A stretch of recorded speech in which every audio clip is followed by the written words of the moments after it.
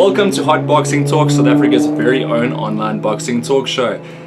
This week it's only me, but it's going to be a good show. I spoke to a few guys around the gym about this last week's GoldenGloves card that just happened, and their sort of comments on what happened. So let's get into it now. Straight away we speak about the first bout, DJ Creole. What a phenomenal performance against Ngebinyana.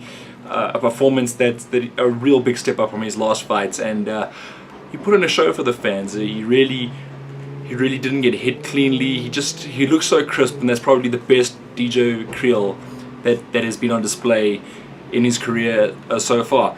So let's just catch up with what a few of the other pro boxers had to say about his fight on the evening. We knew before the fight that the rematch fight that is gonna be a hard one, because Ngebinyana is a banger and Creole is a boxer. Even in their first fight, Creole was outboxing Ngebinyana. It's just that he was just get caught with some silly shots. After punching, he was getting careless. Yeah, and on their rematch, DJ had fixed all the problems he had on the first fight, and he did very good. He was very composed and sticking to the game plan, putting pressure on Ngebinyana. And when Ngebinyana was under pressure, he could not stand the pressure he was getting from DJ. This was a rematch actually, which DJ did very well, you know. Like, there was a conspiracy about the first fight, you know, that the referee stopped the fight too early and stuff. But this time around, you know, DJ proved that he's one of the best strawweights in the country, you know, and he handled the business very well. They were fighting a second fight, of which I knew that DJ would come with a hit, because his first fight I saw he was one of those matches that you felt like you didn't give it more. But I knew DJ is the best, you know, because his opponent had the lucky, which is he caught DJ when he he didn't perform well. He was not in his high rate performance. He felt like he was going to give it more, but he didn't come up well, you know.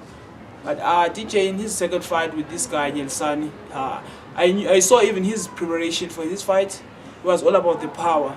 He was all about making sure that his opponent he must pay, and he was keep on saying his opponent must pay. And I was even in his sparring, he was making sure that every mistake that he does in his second sparring session, he makes sure that he fixed the mistake. DJ was ready for the fight, and I knew that DJ would stop the guy.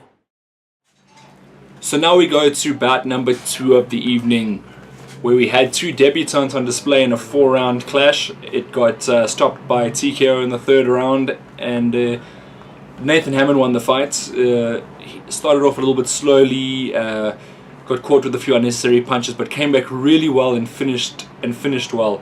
I mean, you know, as Colin always says, it's not about where you start, it's about where you finish, and that's exactly what the guy did. You know, he goes 1-0 now, he's undefeated.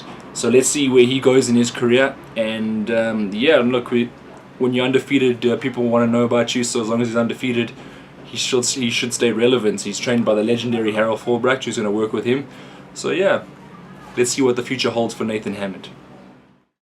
So now we go to bout number 3 with Heki, the Executioner Butler, my favorite South African fighter. And he really put in a marvelous performance against Siyabonga, the smiling assassin Siyo. You know, Siyo's a good boxer. You can't take anything away from him, but Heki is just another level. And that's what they found out this weekend when they came up against the Executioner, the camp of Siyo coming from East London, with very high hopes, but got crushed by Heki Butler when they met in the ring. Let's see what a few of the pros around the gym had to say about Heki and Siyo. Heki Butler is an absolute star, world class. The level that he boxed up to on Saturday night is the old Heki that we know. He had one-off performance, people wrote him off, and I think Saturday night he proved that Heki's far from gone and he's going straight back up to the top. Classy, phenomenal performance in my opinion. Yes, man. Talking about Siyo and Heki's fight, man, it was an amazing show, man. I'm telling you, Heki stuck to his game plan, execute the plan very well. He was just, I think he was just cruising before 8th and 9th round. he was just cruising, and he just forget that CEO was in the fight. He just wanted to go for a knockout to take CEO out. I think that's where he made a mistake, and then he ended up getting caught with some silly hard shots because he was just going straight for. I think he was going for a knockout at the moment, and he forgot that CEO was gonna fight. And CEO at that moment had enough of moving around and running around. He just decided to stand there and fight. I think that's where he changed all the fight on the 8th and 9th round. Then after the 9th round, Hex took over again and finished the fight with high pace.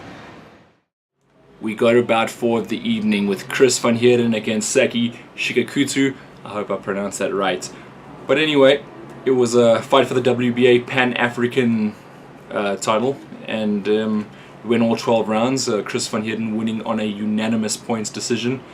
Both guys got severe cuts to their eyes and both needed stitches, so you know it was a war. I don't think Chris, to his own admission, would admit that was his best performance, but it was definitely good to see him back on South African soil once again, and to see him live, it was a cool thing as well. But yeah, let's see what some of the pros around the gym had to say about Chris and Saki, and yeah. Chris is. I think what happened with Chris's fight is that a lot of people, due to his experience in the United States and stuff like that, actually expected a little bit more from him. He was up against a tough opponent in Shikutu, and they gave Chris a tough time. Awkward fighter, there's levels, and unfortunately sometimes guys like that, I think, pull you down to their level. I don't believe in saying that, and being honest, that Chris performed at his best, but hey, a win's a win, and he got it. 3-0 for Hot Box on the night, fantastic. Chris fight was very, let's say, like, it wasn't an open cut fight, It was just a okay fight, and I think he fought very well, but I think he wasn't at his best though, Or maybe the opponent was also like not a walk in the park, but it was a good fight though, Both guys did very well, And now we go to the main event of the evening. It wasn't a fan-friendly fight, but you know what? Sometimes in boxing you just got to do what you got to do to get the win, and that's exactly what Kevin Lerena did against Mickey Nielsen. He did what he had to do to get the win. It was a very grinding, wrestling, hit, punch, hold type match, but at the end of the day, sometimes these are the sort of fights you need to do to get the win, and that's exactly what happened on a majority points decision for Kevin. And Mickey as well, he wasn't allowed to get off his punches. Kevin didn't allow that, and vice versa actually, but the more cleaner punches were landed by Kevin. I thought perhaps going into that fight that the game plans would have been different. Obviously they didn't want to allow Mickey to get off his punches, because Mickey Nielsen's a very hard hitter, and Kevin Lerena can hit hard as well, but obviously he needs to nullify Mickey Nielsen's threat first and then be able to get off his shots. So that was probably the game plan. I thought from Kevin's point of view though, that the game plan would have been a little bit different, where you'd hit and move, not allow him to do anything, not allow him to set his feet. But you know what, at the end of the day, he got the win, and they executed a game plan to a T. So you got to give credit where credit's due. He's now the Super 4 champion, Kevin, and he's going on to big fights on the 4th of February, I believe. So good luck to him on that, and let's see if there's a title at stake and who the opponent is going to be. Really excited to see that. And from everyone at Hot Boxing Talk, well, it's just me today, but the other people are here in spirit. Have a good weekend.